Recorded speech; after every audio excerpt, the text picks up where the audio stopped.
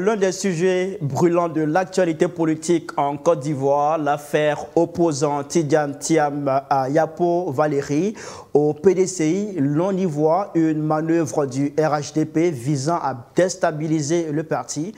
Qu'en est-il réellement? Comment le RHDP perçoit-il ces accusations? On décrypte tout ceci dans ce numéro de la revue de presse grand format. Bonjour et bienvenue.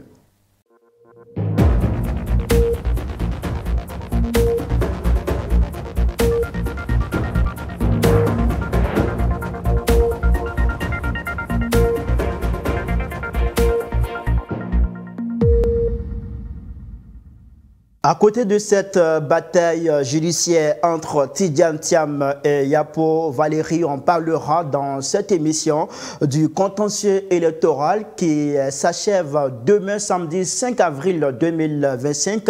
A-t-il renforcé ou fragilisé la confiance des électeurs dans le processus électoral en cours? Et on va terminer cette émission par la grève dans le secteur éducation-formation.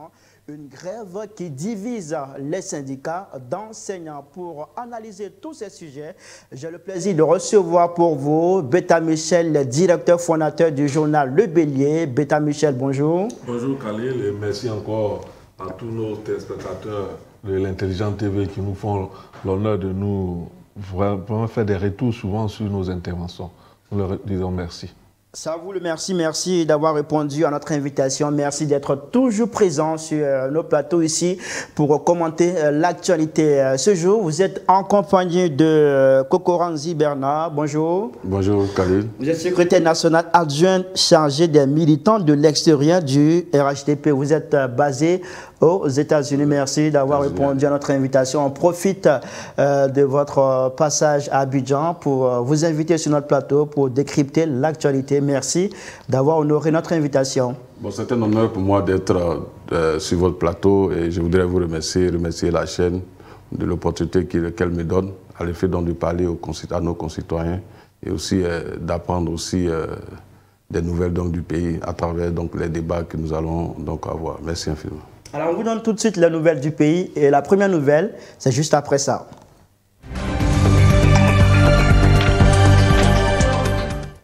Depuis plusieurs jours, l'affaire opposant Tidjane Thiam à Valéry Yapo alimente les débats politiques en Côte d'Ivoire. L'ex-délégué communal d'Akoupé demande à la justice la suspension de Tidjane Thiam de la présidence du PDCI ainsi que la nomination d'un administrateur provisoire du parti.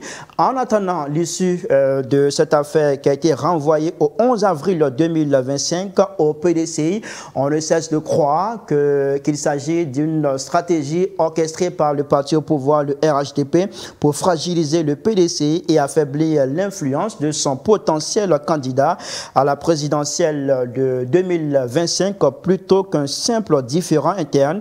Alors, Kokoranzi, je voudrais qu'on puisse commencer avec vous, vous qui êtes responsable politique au sein du RHDP. Comment est-ce que vous percevez ces accusations? Comment vous réagissez à cette posture qui est adoptée au PDCI dans cette affaire qui oppose Thiam à Valéry Yapo? Écoutez, c'est un discours qu'on entend de la part de nos amis du PDCI-RDA, mais vraiment on est coutumier de ça. Vous allez vous rappeler que la même crise a éclaté au sein du FPI. Il y a eu la dissidence Abdourahmane Sangaré face au président du parti. On a même été accusé. Donc nous sommes coutumiers de ces accusations. Vous savez, l'opposition ivoirienne se comporte de la même manière. C'est-à-dire c'est des gens qui n'assument jamais leurs responsabilités. Et ça, c'est dommage parce que c'est facile de recourir au discours, je vais dire, prendre des raccourcis pour fuir ses propres responsabilités. Parce que faites l'historique de cette affaire. Dame Yapo, elle était déléguée du PDCI-RDA, je crois, dans la région de Lamé, à couper précisément, merci. Et il y a eu des problèmes au sein du PDCI-RDA, où elle a été traduite devant le conseil de discipline. Donc il y a eu tout un cheminement dans ce problème-là. Et après, on a tous entendu les propos qui ont été tenus par l'une des vice-présidentes du PDCI-RDA, en l'occurrence Mme Véronique Aka, qui est présidente des femmes rurales du PDCI-RDA. Ses propos n'ont pas été tendres vis-à-vis de la dame. Et elle a même promis, en découdre avec cette dame. C'est à la suite de cela qu'on a entendu qu'elle avait porté plainte. Donc l'affaire a commencé au sein du parti. Et donc, lorsque vous n'avez pas réussi à régler vos problèmes en interne, recruter au dialogue, et que vous avez voulu user du bâton, et que la dame donc, elle saisit les tribunaux parce qu'elle se sent fouillée dans ses droits, mais pourquoi est-ce qu'il faut accuser le RHDP? Il faut qu'on nous démontre la responsabilité du RHDP dans cette affaire. Le PDCI se targue d'être le parti de dialogue.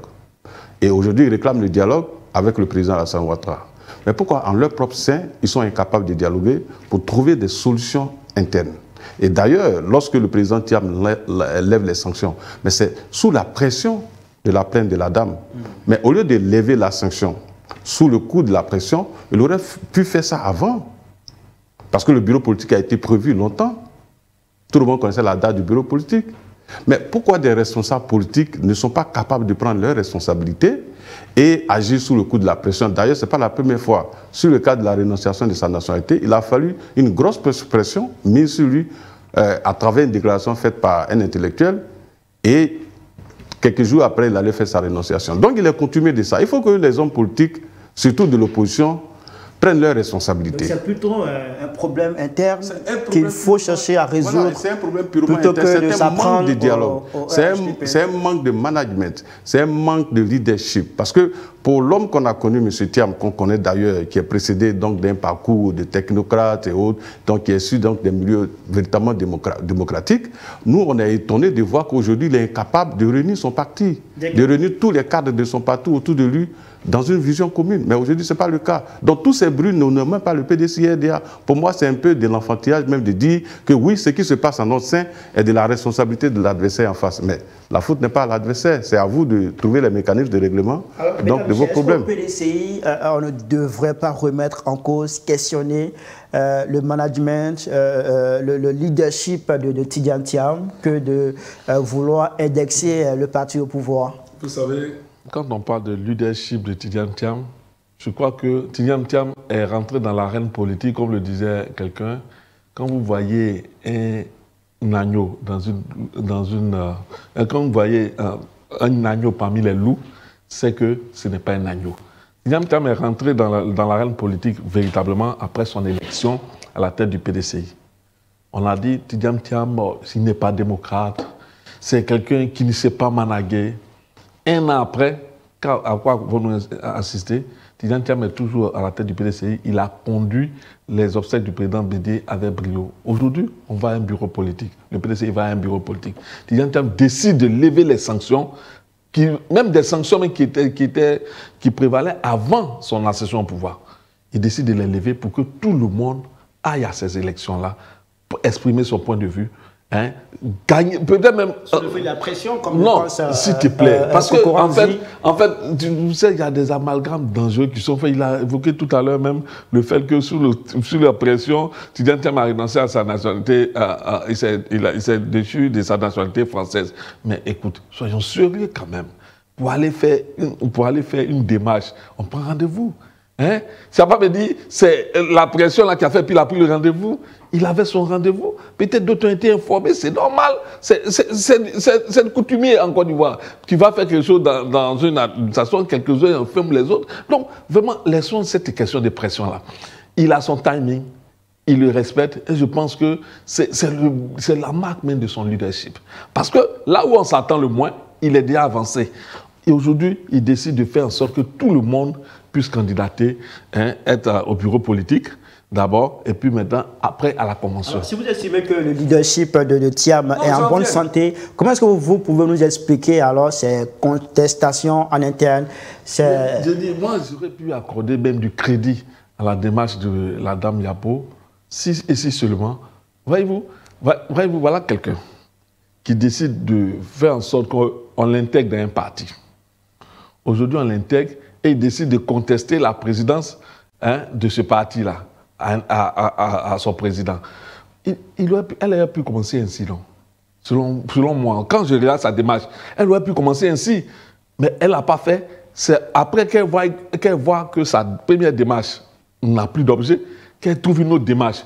Je me dis, si elle n'est pas manipulée, elle en donne tous les.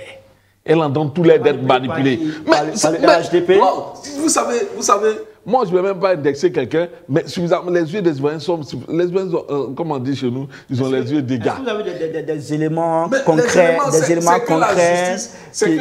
qui attestent de ce qu'elle est manipulée par... Non, mais quand tu vois la démarche de la dame elle-même, elle vient pour un objet. Hein? Je dis, bon, il faut qu'on m'intègre.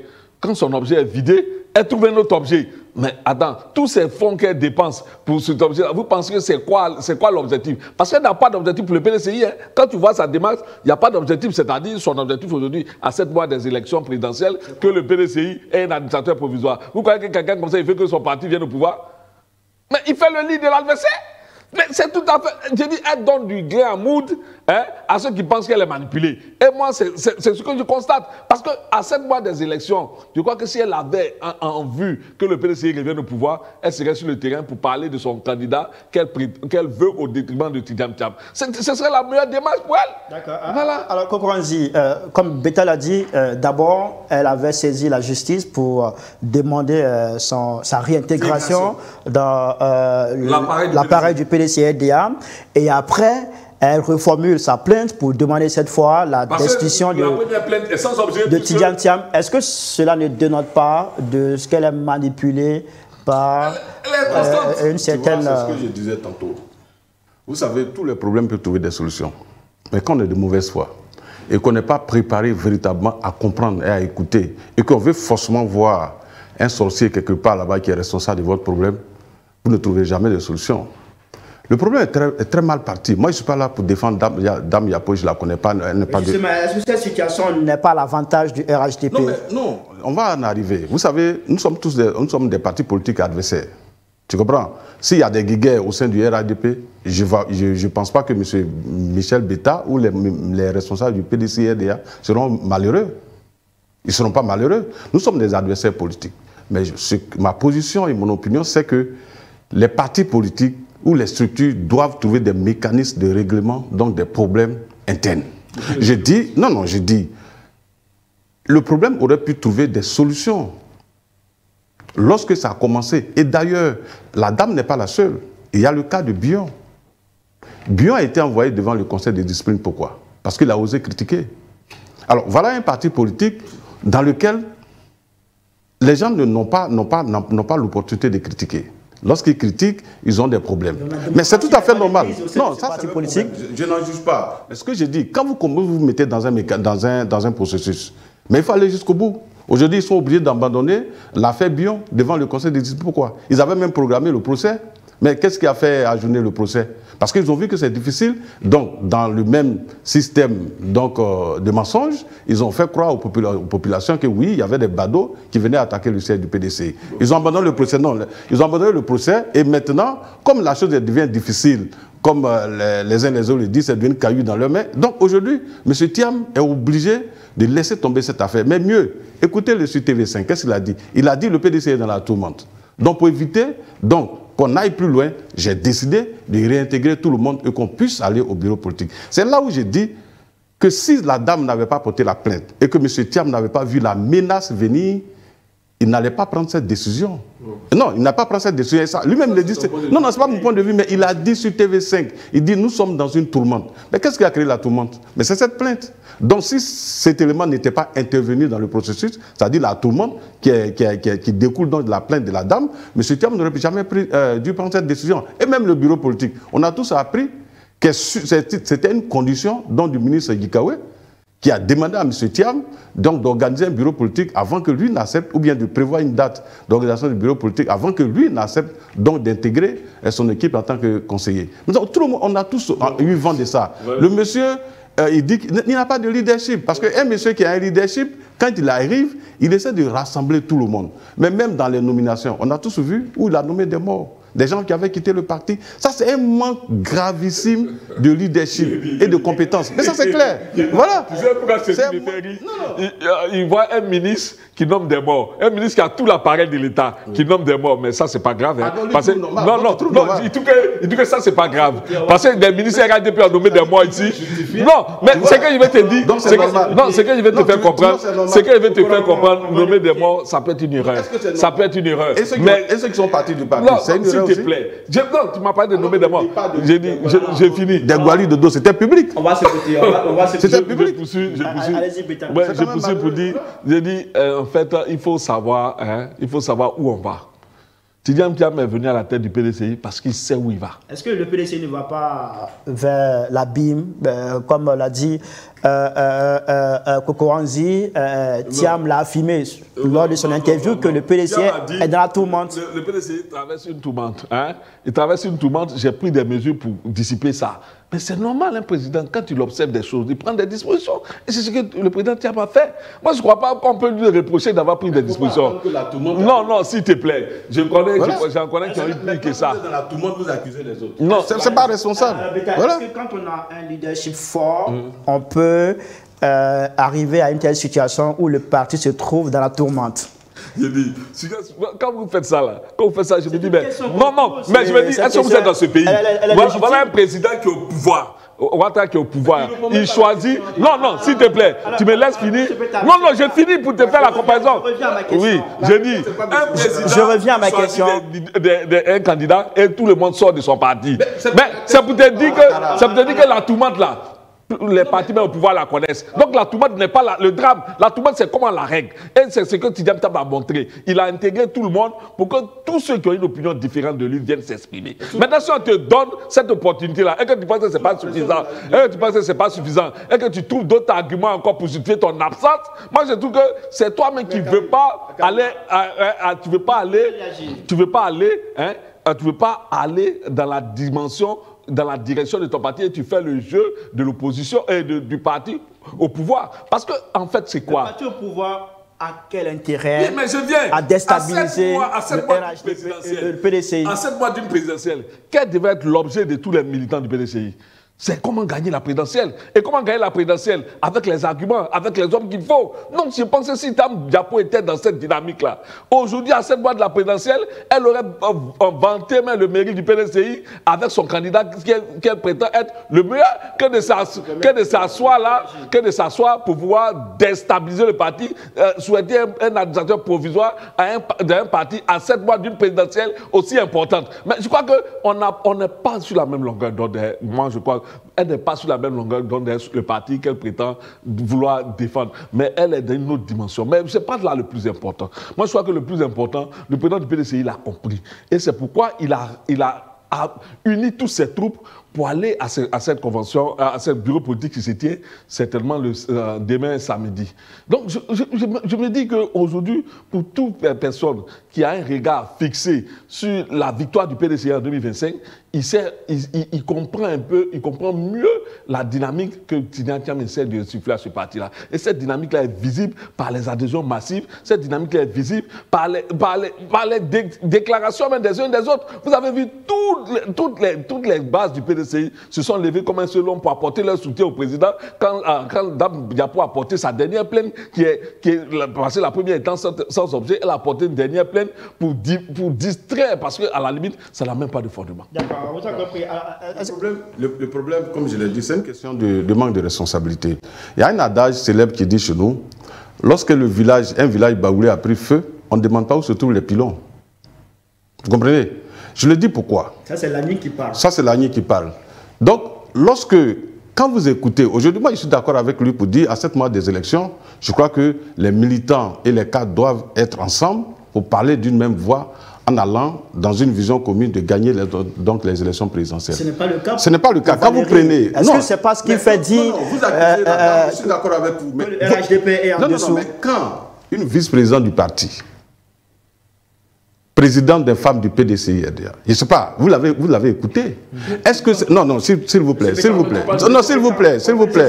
Non, mais s'il vous plaît, laissez-moi répondre. Il ne faut pas avoir peur de mes réponses. Voilà. Non, il ne faut pas avoir peur de mes arguments. Ce que j'ai dit, elle, qui est une responsable, donc qui est vice-présidente, c'est-à-dire qui seconde M. Thiam, qui a eu à tenir des propos gravissimes vis-à-vis de la dame, de la manière la plus légère possible. Ces mots, je ne peux même pas les utiliser sur ce plateau. Non. Comment? Tu peux utiliser le Seredo? Je ne peux pas utiliser ces mots sur ce plateau parce que c'est dégradant pour une femme. Je ne sais pas si vous l'avez écouté, mais les Varans l'ont écouté.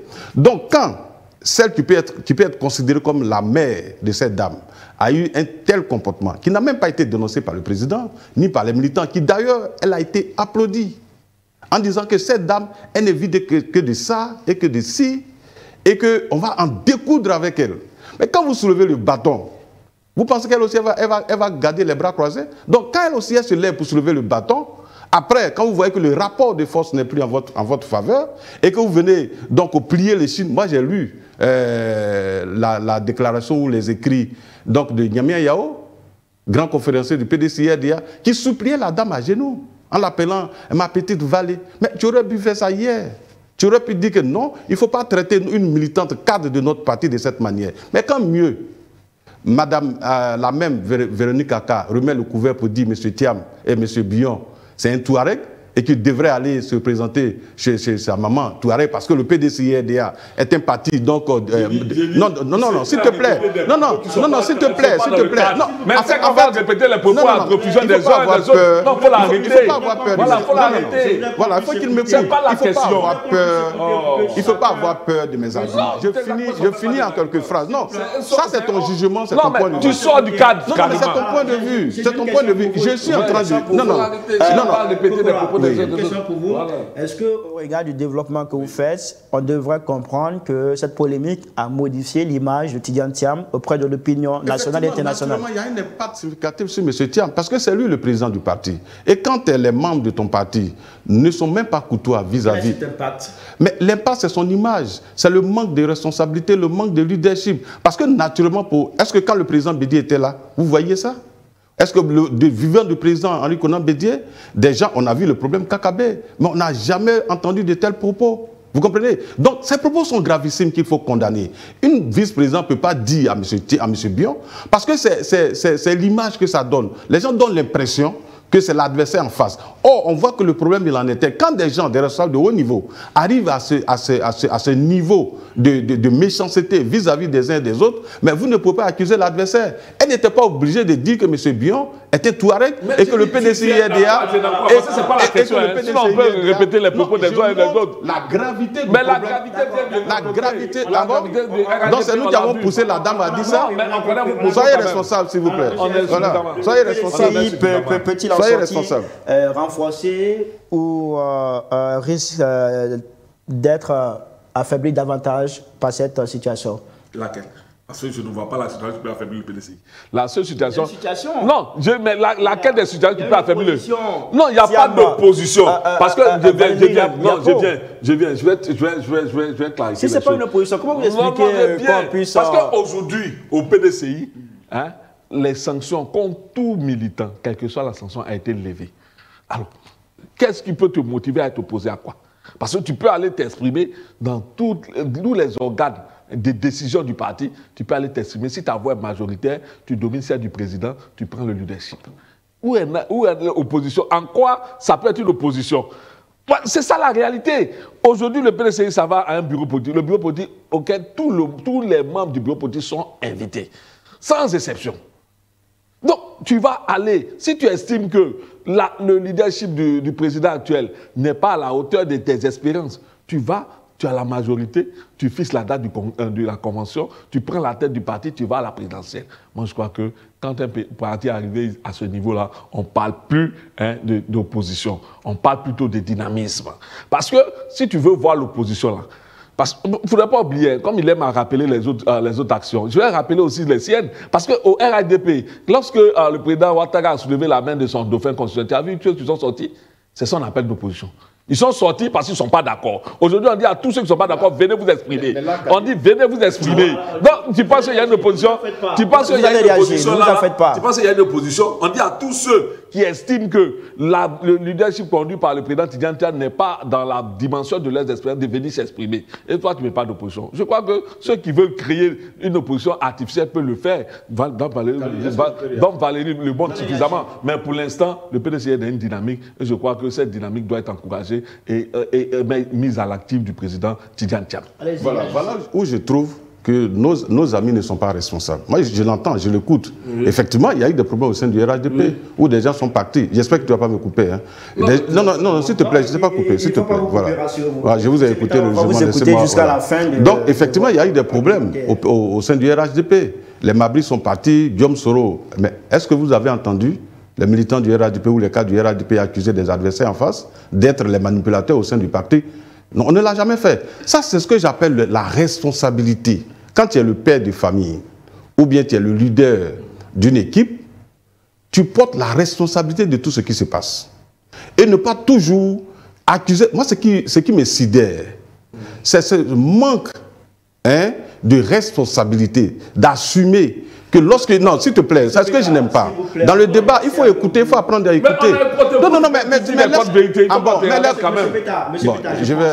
Je pense bien, voilà. Il est quand même sur ce plateau aussi pour donner son avis sur le sujet. Si vous pensez que ce qu'il dit n'est pas vrai, n'est pas juste, vous attendez votre tour de parole, vous apportez la contradiction. Voilà, je pense que... Le débat contradictoire, c'est ça. Oui. Mais contre-vérité, c'est parce que mes vérités ne sont pas tes vérités que tu es en face de moi. Sinon, on aurait dit la même chose. Alors, donc, ce que j'ai dit, lorsqu'on est responsable d'un parti politique et qu'il y a des problèmes en interne, s'il y a la tourmente, on ne tourne pas le regard ailleurs en cherchant des boucs émissaires partout. Il faut d'abord analyser la situation. Quelle est ma propre responsabilité? À quel niveau ai-je failli? Au point où nous arrivons à cette situation. C'est en ce moment que le leader montre sa capacité vraiment à trouver des solutions aux problèmes. Mais quand sur la base, tout à l'heure vous lui avez demandé, est-ce que vous avez des éléments pertinents pour démontrer que ce qui se passe aujourd'hui au sein du PDCI-RDA est de la responsabilité du RHDP. Il n'a trouvé aucun élément. Mais il dit, sa logique c'est quoi? Comme la dame veut aller jusqu'au bout, voilà ce que j'ai dit. Le fait de reformuler sa plainte. Mais est-ce qu'en quoi ça nous engage? En quoi, honnêtement, devant les hommes, en quoi la démarche de la dame nous engage? Parce qu'on peut faire ces accusations gratuites à tout le monde. Comme je l'ai dit, il a évoqué les problèmes au sein du RHDP. On aurait pu aussi dire que c'est le président Bédié qui... Et non, s'il te plaît, est-ce que tu peux me laisser terminer? Laisse-moi terminer. On a tous vu ici M. Bédié danser avec Guillaume Soro à Yamso et à Daouko, mais jamais on a organisé une émission où jamais on a entendu des gens dire c'est le président Bédié qui manipule Guillaume Soro. On ne l'a jamais dit. Donne-moi la preuve de celui qui l'aurait dit. Mais qui l'a dit? On l'a, c'est qui? Mais on a entendu dans les médias. On les a entendus dans les médias. Non, mais attends. Non, il faut qu'on soit responsable. Mais on est suffisamment responsable. Voilà, donc dis-moi le nom du RHDP, du militant du RHDP qui te l'a dit. C'est pas ça qu'il pose des questions. Voilà, c'est un mensonge. C'est pas au deuxième sujet, le contentieux électoral. Vous le savez, il a été ouvert le 22 mars 2025. Il prend fin demain samedi 5 avril 2025. Nous sommes à quelques heures donc, de la clôture des recours. Et il y a une question qu'on se pose. Est-ce que cette phase a renforcé ou affaibli la confiance des électeurs dans le processus électoral? Quel est votre avis sur cette question, Beta Michel? Ce que vous dites, vous avez déjà tout conclu. C'est un fait. Non, mais c'est un fait. Aujourd'hui, les Ivoiriens sont désabusés des institutions qui organisent le processus électoral. Pourquoi? Ils sont désabusés. La preuve en est. Là, quand on lance, il y a dit le processus qui a conduit les uns les autres à sortir massivement, c'était le processus de 2000. Vous avez vu au moins comment on a vu des rangs autour des files d'attente pour aller se faire enrôler. Mais depuis lors, à quoi assistons-nous? Les gens ont perdu, ils ont perdu cette foi au processus électoral. Et les partis d'opposition l'ont démontré encore une fois. Quand tu prends une liste électorale qui est truffée d'irrégularité, tu le fais savoir à ceux qui doivent conduire le processus. Et tout ce qu'ils trouvent à dire, ils vont refaire la révision après les élections. Mais tu comprends qu'ils sont dans une manœuvre qui ne dit pas, qui est suffisamment, qui froisse même le plus, qui est frustrante et qui froisse même les électeurs parce qu'ils ne croient plus que ce processus-là, on veut le crédibiliser, on veut le rendre plus démocratique. Ceux qui ont à charge de ce processus-là se sont suffisamment discrédités aujourd'hui. Et ça justifie l'attitude des uns des autres. Moi, je crois qu'aujourd'hui, nous sommes à une phase charnière de notre engagement démocratique et politique. Il faut que chacun hein, selon ses aspirations, selon ce qu'il veut apporter à ce pays-là, fasse preuve d'effort, de maturité. Parce que ça ne servira à rien à un CEI aujourd'hui de conduire un processus auquel personne n'y croit. Le FPI est parti récemment déposer ces analyses, ils ont refusé de les prendre en compte. Ils ont dit qu'il faut les déposer auprès des commissions locales. Ce sont elles qui sont chargées de réceptionner ces réclamations. La question est plus lourde que ça. Il ne faut pas banaliser ça à ce point-là. La question est plus importante que ça. On vous dit que la liste électorale provisoire que vous avez affichée là, elle est truffée d'irrégularités. Allons à un audit. Vous dites le contentieux, ça suffit. Mais on a vu que tous les contentieux qu'on a fait, tous ces mêmes erreurs-là sont revenus. Donc aujourd'hui, moi je crois qu'on arrive à une phase où il faut qu'on engage un dialogue. Le contentieux n'est pas été transparent pour vous? Il le ment. Il n'est même. Non seulement il n'est pas transparent, il est contesté. Et ceux mêmes qui le conduisent sont aujourd'hui contestés. Parce qu'ils ont donné des gages à ceux qui pensent qu'ils ne sont pas dans une démarche, de neutralité. Ils ont donné des arguments à ceux-là. Kokora, quelle est votre analyse sur cette question de transparence, du contentieux? On a entendu beaucoup de commentaires sur cette phase du contentieux. Il a même évoqué le FPI qui allait pour déposer ses réclamations. On leur a demandé d'aller auprès des commissions locales. Ok, Khalid, c'est ce que je disais dans le premier sujet. C'est-à-dire quand les gens décident de fuir leurs propres responsabilités, vous n'arriverez jamais à trouver une solution à un problème. Aujourd'hui, tout à l'heure, le frère Beta disait que depuis, d'ailleurs, c'est même pas en 2000, c'est 2010. Vous vous êtes trompé. Pour dire que c'est le processus de 2000 où on a vu plusieurs personnes se mettre en rang pour participer donc à l'enrôlement. Tu n'étais pas au pays en 2000. Hein. Non, je parle de... Non, tu n'étais pas au pays en 2000. Bon, écoutez, voilà. D'accord, on ne va pas, parce que moi j'ai vu le processus de 2009, l'enrôlement de 2009, qui a mobilisé beaucoup de personnes. Mais là encore, on va parler des chiffres. En 2000, le listing électoral, on a recueilli 5,3 millions de personnes. En 2009, ça dit pratiquement 10 ans après, l'enrôlement a donné 5,7 millions de personnes. Donc en 10 ans, il y a une évolution d'environ 400 000 personnes sur la liste électorale. Donc on ne peut pas dire que ce processus a mobilisé suffisamment d'Ivoiriens. Donc c'est faux de dire que c'est depuis notre arrivée au pouvoir que le processus n'intéresse pas les Ivoiriens, que les Ivoiriens débouteraient donc, ou refuseraient donc de se faire enrôler. C'est faux. D'ailleurs, c'est le faux discours de l'opposition. Parce que vous vous rappelez que de 2010 jusqu'en 2022, le FPI, donc de Laurent Gbagbo, qui est devenu le PPACI, sous-section du FPI, a boycotté tous les recensements. Toutes les révisions de liste électorale, ils ont boycotté.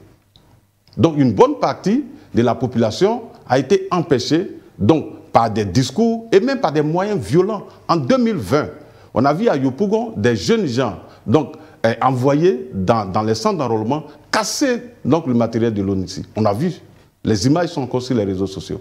Mais quand vous prenez votre temps... L'ONICI. ONICI, hein? De la CEI. Non, c'est l'ONICI donc qui avait les machines d'enrôlement. Donc, laissez-moi continuer. Donc, j'ai dit, lorsque vous avez pris votre temps à discréditer la commission électorale indépendante. Commission électorale, non. Est-ce que vous pouvez me laisser terminer? Parce que ça devient agaçant. Voilà. Quand vous parlez, je vous écoute parce que je suis sûr de mes arguments. Donc, soyez sereins. Donc, j'ai dit, lorsque vous avez pris votre temps à discréditer une commission électorale dans laquelle vous êtes représenté, dans laquelle vous avez envoyé des gens en mission. Aujourd'hui, ils doutent des personnes qu'ils ont envoyées en mission à la commission électorale indépendante. Savez-vous qui est en charge donc de la sécurisation du fichier électoral? C'est M. Alain Dougou, qui est membre du FPI, qui était membre du FPI, qui, sur la base de la confiance qu'il inspire pour ses cadres et ses responsables, il a été envoyé à la commission électorale indépendante. Mais vous envoyez des gens en mission, et puis derrière eux, vous dites, cette commission électorale indépendante, elle n'est plus bonne, elle fait du mauvais travail, alors que vous avez, aujourd'hui, et il n'y a même pas longtemps, que le PPACI allait voir le président de la commission électorale indépendante à l'effet de demander que M. Demba Traoré soit vice-président du PPACI. Donc, pour chercher des postes, là, la commission électorale, elle est bonne. Vous voulez faire la promotion de vos cadres au sein de la commission électorale indépendante.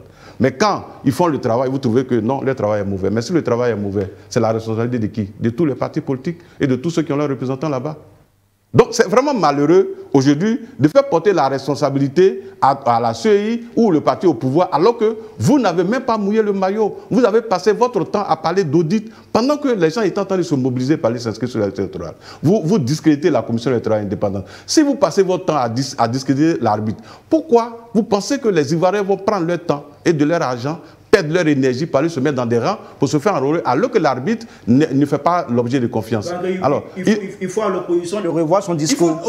Ils ne sont pas sérieux en fait, le problème c'est ça. Ils ne sont pas sérieux et il faut le leur dire. Ce qui que je trouve ahurissant, c'est que la commission électorale indépendante, qui doit être indépendante de toutes les entités, aujourd'hui, l'argument qu'ils ont trouvé, c'est que tout le monde est représenté, donc ils sont neutres. Mais visiblement, quand on dit... n'est-ce pas? Non, mais ce n'est pas un argument soutenable, puisque ce n'est pas la représentation. Quand ils vont là-bas, ils ne représentent plus leur parti politique. Non, c'est la base de quoi? Non, ils ne représentent plus ils vont travailler... Non, je viens. Maintenant, s'ils sont partis dans une commission qui a fait... Ils voulaient qu'on s'étaise là. Non, ils voulaient qu'on s'étaise et puis c'est lui qui montre le mauvais exemple. Il parlait de choses... Tu avais dit quoi en son temps? Je ne dois pas répéter les propos grossiers que tu l'as fait. Voilà. Donc tu vois, quand c'est comme ça aussi... Vous faites pareil aussi, ça serait intéressant. Donc je disais... Ils ont envoyé des personnes en mission. Ils sont allés faire une mission. Ils ne répondent plus d'eux. Maintenant, quand cette mission est faite, ils peuvent constater quand même. C'est ce qui a été fait. Tu as vu, le PDC a constaté des irrégularités. Le FPI a constaté des irrégularités qu'ils ont notées même en bonne et due forme, avec tous les chiffres, tous les arguments possibles. Mais pourquoi on ne prendrait pas ça en compte? Pourquoi on ne prendrait pas ça en compte? Et on va venir nous donner une liste définitive qui contient encore ces irrégularités. Mais où voulons-nous aller?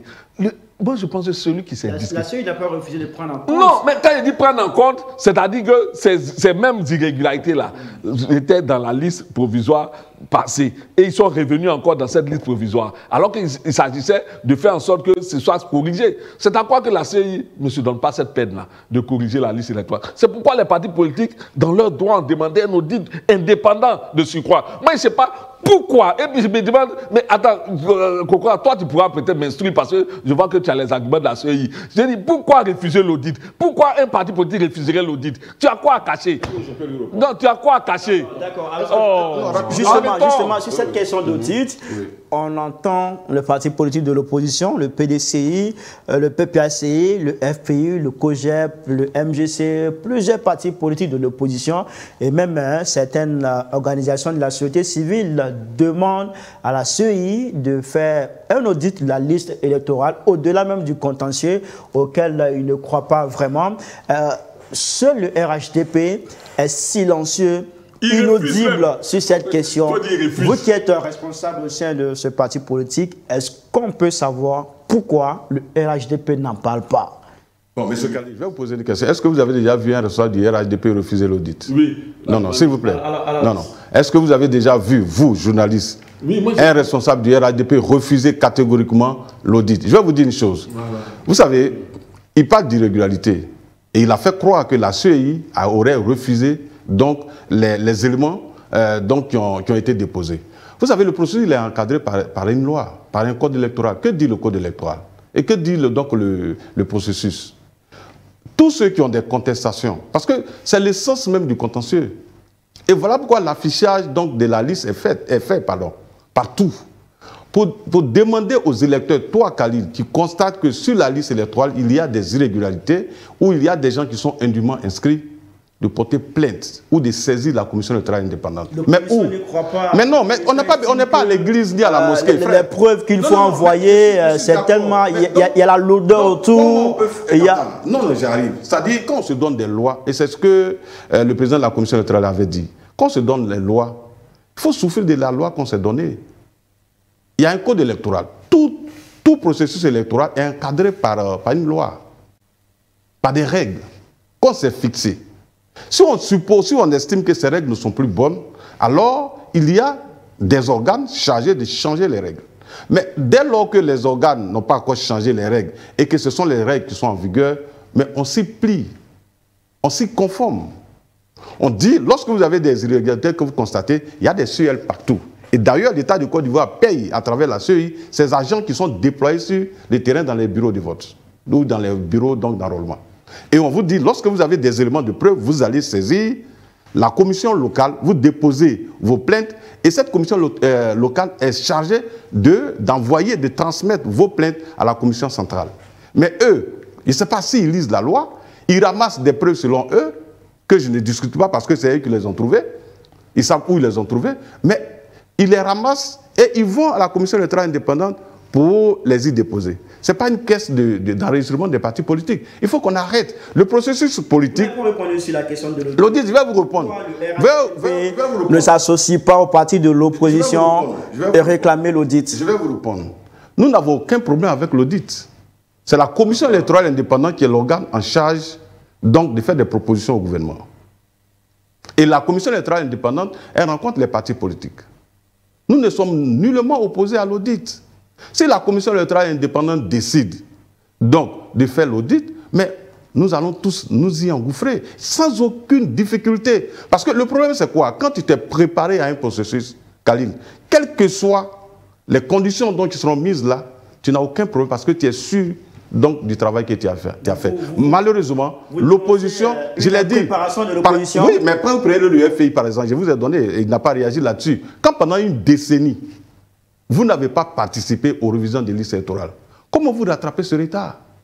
Et donc, conscient de leur retard, il faut utiliser des arguments, des subterfuges pour faire croire que la commission électorale est à la base donc, de leur malheur. Or, de 2010, même en 2009, le FI, vous êtes au courant, vous êtes journaliste, ils ont boycotté l'enrôlement, le recensement, ils ont cassé les valises des SAGEM avec les badauds de la FES et les Sorbonnas. Et finalement, ils se sont retrouvés en minorité sur la liste. Au sortir de la crise, de 2010 jusqu'en 2022, ils ont refusé de participer au processus donc, de révision de la liste électorale. Même les recensements généraux de la population et de l'habitat. Mais ils ont refusé.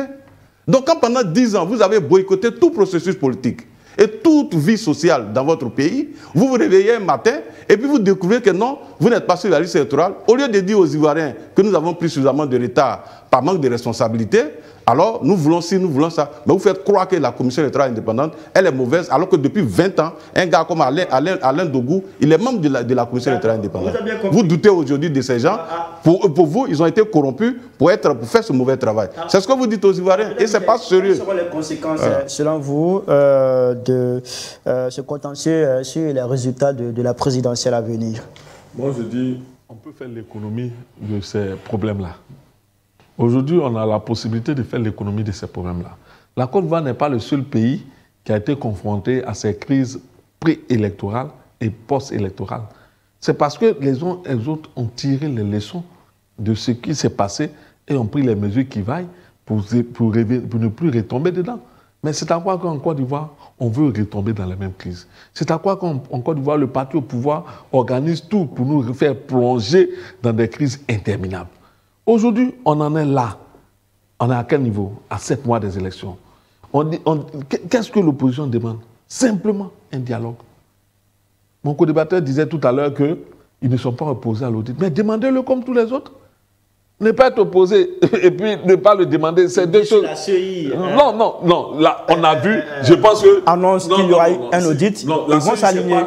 Ce n'est pas leur organe, c'est un organe indépendant, je suppose, jusqu'à preuve du contraire. Donc, tous les partis politiques sont à équidistance. Est-ce qu'ils ont constaté des irrégularités? Est-ce qu'ils veulent que les irrégularités soient corrigées? C'est ça la question. C'est parce que la CEI demande, ou bien le président demande. Non, ça c'est une fuite en avant. La question est simple. Aujourd'hui, certains partis se sont permis, avec leurs moyens, d'analyser la liste électorale. Est-ce que le RRDP l'a fait? Je ne pense pas. Parce qu'il ne pense même pas, il ne pense même pas que ces irrégularités vont le gêner. Il consomme ces irrégularités-là. Donc pour dire quoi? Pour dire que simplement, aujourd'hui nous sommes à un moment, je dis un carrefour important de notre jeune démocratie. Donnons-nous les moyens d'éviter les crises. Et pour se donner les moyens, c'est simple. Allons au dialogue.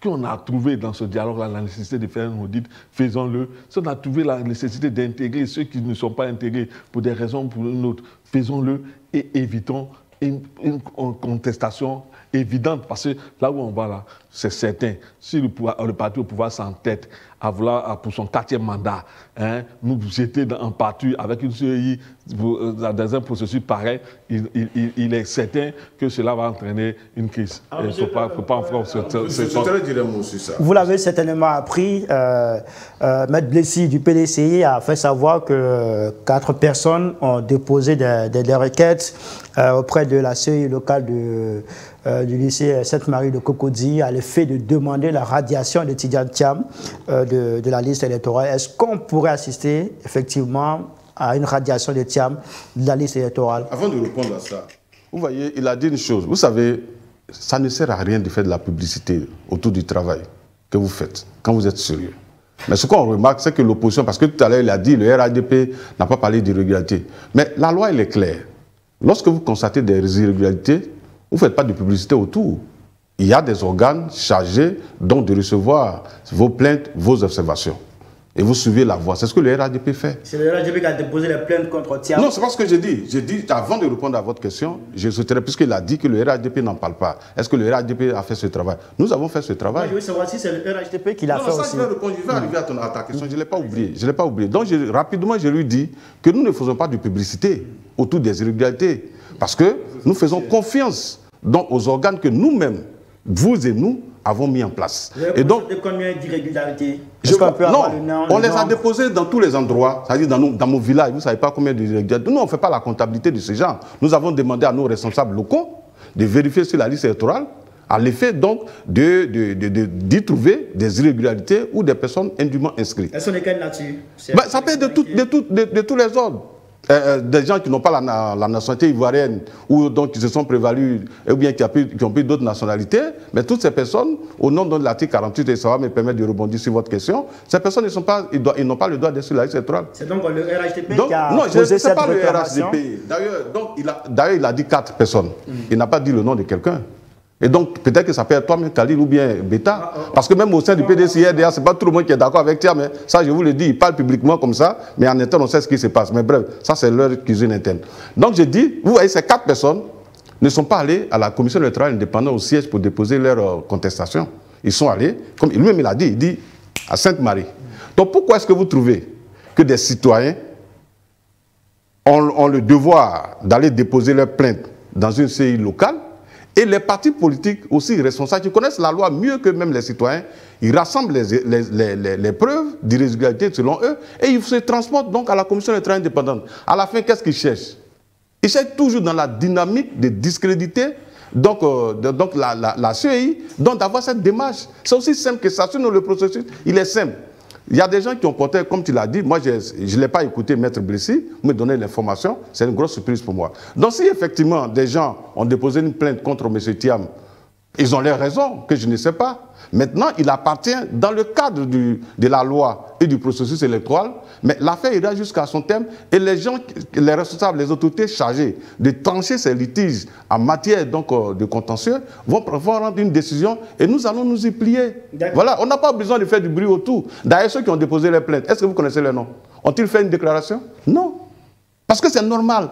Ça dit, c'est simple comme bonjour. Dans un pays normal. Et nous considérons que la Côte d'Ivoire est normale. Et je remercie ces personnes qui n'ont pas fait de bruit autour de leur plainte et que c'est Maître Blessy qui a fait leur publicité. Bon, peut-être qu'il va nous donner les noms de ces personnes. Il faut qu'il pousse l'enquête. Comme il est avocat, malheureusement, il a cité très mal son client, au point où il a dit que M. Thiam est né français, alors que c'est faux. Donc, qu'il assiste mieux son client au lieu de chercher des gens qui ont déposé plainte contre M. Thiam. On va entendre M. Bita sur cette question avant de s'intéresser au sujet 3. Non, mais moi, je trouve que, bon, c'est de l'enfantillage. Hein, j'appelle ça de l'enfantillage. Parce que je pense qu'aujourd'hui, Tidiane Thiam est sur la liste électorale, c'est pas aujourd'hui. Hein.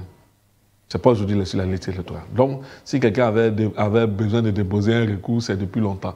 Hein, il y a eu plusieurs contentieux électoraux qui se sont succédés, hein, ils n'ont pas eu le besoin. Donc je pense que tout ça, on est dans la même dynamique de diabolisation, hein, de manipulation. C'est un coquin qui parlait de banque de publicité, mais c'est parce qu'ils savent que hein, ils veulent, c'est de les sous-noiseries. C'est des sous-noiseries savamment orchestrées par ceux qui ont tout intérêt à voir que Tidiane Thiam ne soit pas sur la liste électorale. Sinon, je me dis que c'est pas aujourd'hui Tidiane Thiam est sur la liste électorale. Sinon, si des personnes, des Ivoiriens ont voulu voulu l'y enlever, depuis elles auraient fait les démarches qu'il faut. Aujourd'hui, nous sommes dans un contexte politique dans lequel d'aucuns ont pris le malin plaisir. Le malin plaisir, depuis que le PDCI s'approche inéluctablement du pouvoir, le malin plaisir de tenter par tous les moyens. Et vraiment, je suis outré que ça vienne du pouvoir, que ça se passe sous le pouvoir RHDP, qui pendant longtemps s'est vautré dans un discours d'exclusionnisme, de manipulation contre son leader. Et aujourd'hui, on en voit aussi qui en fait le chou gras de tous ceux qui se mêlent à ce jeu malsain politique-là. Monsieur, on va partir pour le troisième et dernier sujet qui est relatif à la grève des enseignants dans le secteur éducation-formation. Il y a un mot d'ordre de grève qui a été lancé pour 2 jours, hier jeudi et ce vendredi. Dans certains établissements primaires et secondaires, on a constaté des arrêts de cours, pendant que dans d'autres écoles, les cours continuent. Quelle est votre analyse sur cette situation ? Écoutez, c'est malheureux qu'aujourd'hui on assiste à ces mouvements de grève que je trouve pas responsables, parce que souvenez-vous que le gouvernement a signé une trêve sociale avec tous les fonctionnaires et agents de l'État, je crois depuis 2022. Et il y a des accords donc, qui ont été arrêtés, acceptés par toutes les parties, et ces accords sont en application. Il y a d'autres points qui ont été appliqués, et ils se sont entendus sur un cadre. Lorsqu'une partie n'est pas d'accord avec la mise en place ou l'exécution des accords, il y a des cadres qui ont été mis en place, tels que le cadre donc, de dialogue, bon, il y a le CFP, bon, je n'ai pas toutes les définitions, mais ils ont des cadres de dialogue qu'ils ont mis en place au sein donc il y a le groupe des experts donc du conseil, du comité consultatif de la fonction publique, je me rappelle. Alors donc, ce sont des cadres de dialogue et de discussion. Je crois que les enseignants devraient saisir ces cadres-là comme moyen de règlement de leurs problèmes. À partir du moment où ils se sont engagés à ne plus faire de grève. C'est l'objectif donc de la trêve sociale. Donc moi, je suis surpris qu'aujourd'hui, on rompt donc la trêve sociale et ils rentrent en grève. Alors que la grève, elle est encadrée par une loi qu'il faut respecter. Si vous ne respectez pas la loi, là encore, vous tombez sous le coup de cette même loi et vous allez subir la rigueur de la loi. C'est malheureux qu'aujourd'hui, en pleine année scolaire, on essaie de mettre notre école en difficulté, qui a déjà été mise en difficulté par nos prédécesseurs. Vous vous souvenez des grèves intempestives pratiquement de 90 hein, jusqu'à l'arrivée du président Alassane Ouattara. Sur les 10 dernières années, le gouvernement a travaillé, a discuté avec tout le corps de la fonction publique à l'effet donc de trouver des solutions à leurs problèmes. Mais la grève, c'est aussi un droit qui est reconnu par la Constitution. Non, parce qu'il y a un droit. Est-ce qu'en voulant empêcher ces enseignants de revendiquer leurs droits, ce n'est pas une manière de les étouffer, d'étouffer la liberté d'expression, la liberté d'association? D'ailleurs, c'est pour éviter que les fonctionnaires et agents d'État rentrent en grève de façon intempestive, que l'État de Côte d'Ivoire, il y a eu 2 trêves sociales. La première trêve sociale, je crois que c'était de 2018 jusqu'en 2021, signée sous l'autorité du Premier ministre Amadou Gon Coulibaly, paix à son âme. Les choses sont très bien passées, qui nous a coûté près de 1500 milliards, la première trêve sociale. La deuxième trêve sociale qui court de 2022, je crois, à 2027, c'est près de 3000 milliards que l'État dépense. Vous comprenez? Et suite à cela, vous lisez les points, que ce soit amélioration donc, des allocations familiales. Vous vous rappelez qu'ils sont passés de 2500 en 51 ans, aujourd'hui, à 7500. Ça dit plus du double. Vous prenez les primes de logement. Avant, les agents de la santé, par exemple, n'avaient pas de primes de logement. C'était les enseignants qui avaient des primes de logement. Mais non seulement le président a revalorisé donc les primes de logement, qui étaient de 40 000 francs, sont passées à 60 000 francs. Les primes de transport, qui étaient de 5 000 francs, aujourd'hui varient entre 15 000 et 20 000 selon les localités. Mais là, on parle de primes d'incitation. Non, les primes d'incitation, d'abord, on doit... ce n'est pas un droit. Ce n'est pas un droit de réclamer une prime. Vous dites prime d'incitation. Vous êtes déjà embauché, vous réclamez des primes, c'est votre, je vais dire, c'est votre désir, c'est votre souhait. Mais ça ne peut pas s'imposer à l'État de Côte d'Ivoire. En fonction des contraintes budgétaires, l'État peut dégager effectivement une enveloppe pour satisfaire un certain nombre de revendications. Mais il ne faudrait pas que ça soit sous le coup de la force. Voilà. Il faut qu'on comprenne que le dialogue est l'âme d'effort et qu'on peut vraiment aboutir au thème d'un dialogue, des satisfactions quant à des revendications donc, qui sont faites. On va demander à la régie de nous accorder juste 2 minutes, s'il vous plaît. Peter Michel, pourquoi, malgré l'existence des cadres de dialogue, on arrive à cette grève? Est-ce que vous avez écouté un peu les syndicats pour voir un peu leurs plaintes, leurs revendications? Ils disent quoi? Les promesses creuses de l'État. Ces conseils ont traduit tout ce que mon ami a plus ou moins décrit en quelques mots. Parce que, en fait... Donc, vous nous dites que toutes les primes... Non, tu sais, il a parlé de 50 000, il a parlé de quelque chose de 50 ans. Non, il parle de règlement d'un problème de 50 ans.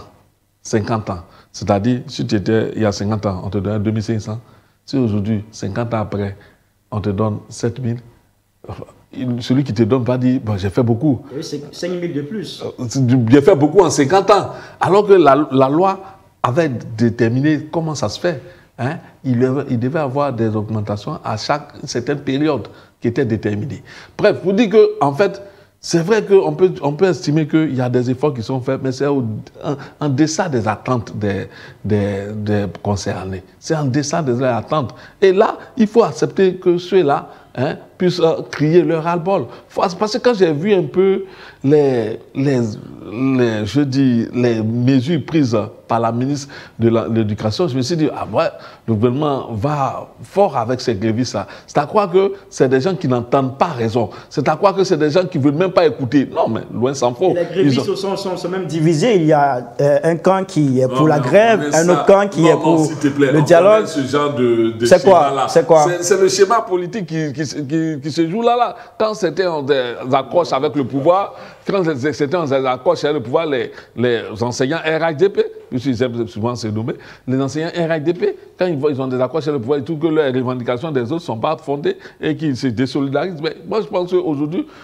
pour ce qui est de l'éducation, je dis souvent aux uns et aux autres, l'éducation nationale, c'est la seule chose qui nous appartient tous, en tant que parents, en tant qu'enseignant, en tant qu'éducateur, en tant que gouvernant. Donc, quand il y a un problème survient dans l'éducation, il faut le gérer avec, avec beaucoup de tact.